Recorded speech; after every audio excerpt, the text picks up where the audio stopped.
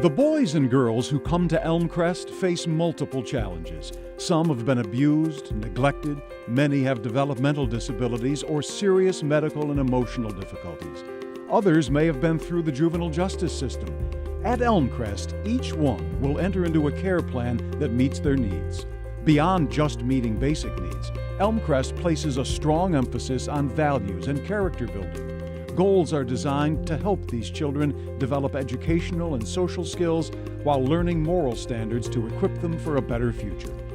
Along with a dedicated staff, Elmcrest relies on the support of a community that cares for children and families in need. We look to those who model our values: willingness to learn, honesty, dedication to purpose, social concern, self-examination. The people we honor here tonight have shared their time, their talent, and their experience with young people, giving them guidance and hope.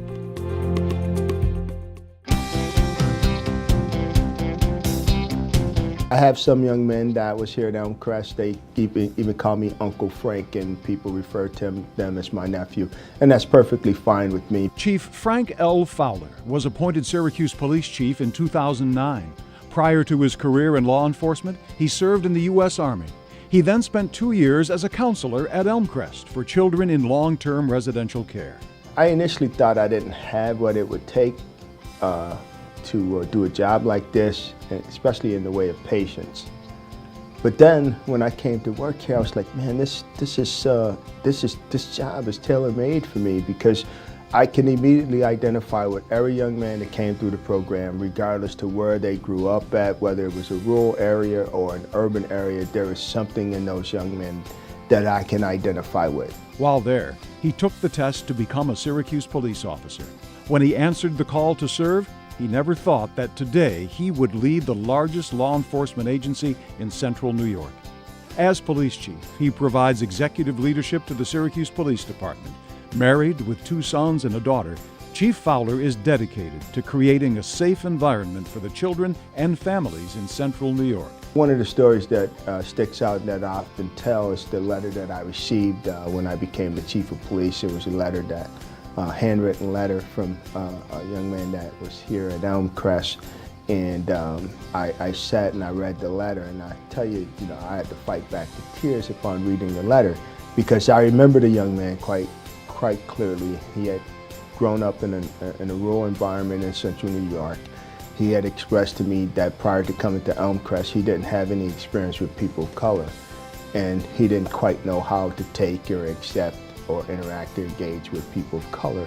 And he went on to say in his own words that I became a mentor to him, and that upon my leaving Elmcrest and his leaving Elmcrest, he chose to pattern his life around me.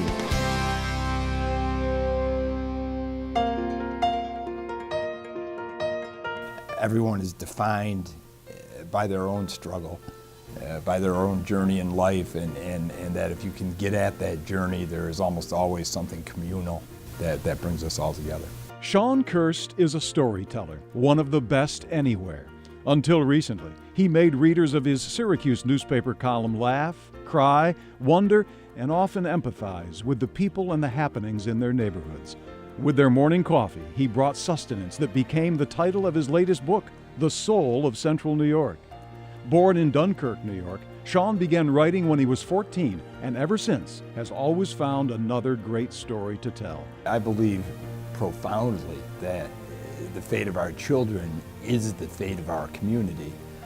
I often think that in an age of great divisiveness, that if there is anything that people can unite over, it's the condition of children, and that a child brings nothing upon themselves. Anything that happens to a child is done unto them.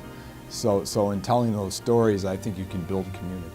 Sean lifts the hearts and minds of his readers, bringing ordinary acts to extraordinary life. I can't picture the community without Elmcrest. I certainly cannot picture the community without organizations that can offer safety nets for children who have no other place, no other sanctuary. And to me, that's the purpose that Elmcrest solves. Certainly, I've found some of my most moving, memorable stories there.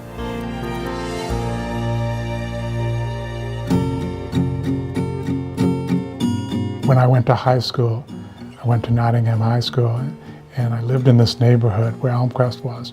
I didn't know much about Elmcrest. I thought it was a home for orphans, but we used to cut through every day going to high school and coming back. There was a pathway that you cut right through the driveway of Elmcrest, so it must have been some foreshadowing of my eventual role here. Dr. Larry Novak has gone round the world and back again to arrive with his medical skills on the Elmcrest campus. Elmcrest helps turn kids' lives around. They often have had no good adult role models before they're here. They receive good medical and psychiatric care, and often then have been able to find an adult here who they identify with. For more than 30 years, he has been caring for the children at Elmcrest, on call 24/7. There's some difficult challenges with these kids. Obviously, they have come here often from difficult backgrounds, so that they have either not received sufficient medical care or often have sort of used medical issues as a cover-up for their emotional problems. He has dedicated one or more days each week, sometimes more often, to treating those boys and girls in Elmcrest residential programs. He is a strong proponent of preventive medicine with all the youth on campus. As a doctor, he of course is an avid golfer. A native of Syracuse and graduate of Nottingham High School, he has long been a fan of the Orange, especially Syracuse basketball. He shares his love of community with his family, his temple, and generously with Elmcrest.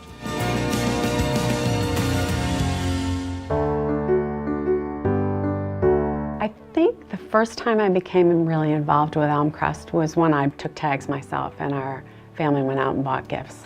And then one day we were delivering scooters that my kids were insistent upon getting for some children.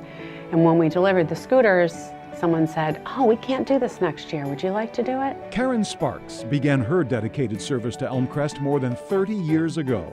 She hung Christmas gift requests on a giving tree in her parish of St. Anne's, Syracuse.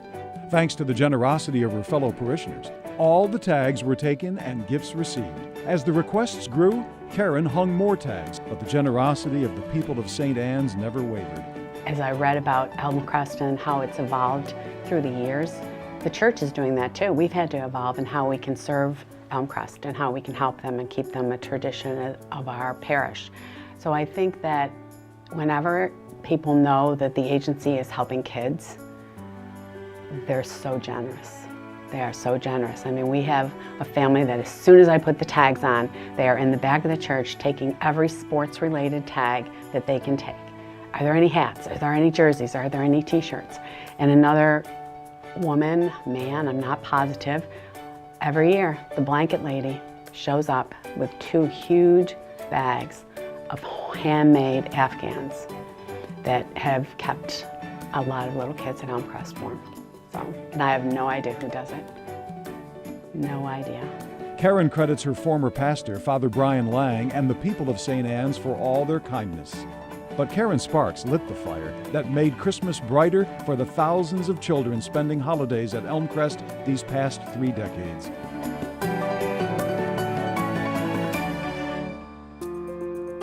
Elmcrest is privileged to have such caring and dedicated people as tonight's honorees supporting our mission. We hold their values as a banner for the children we serve. Our community is richer for their commitment and yours to a better future for all our young people.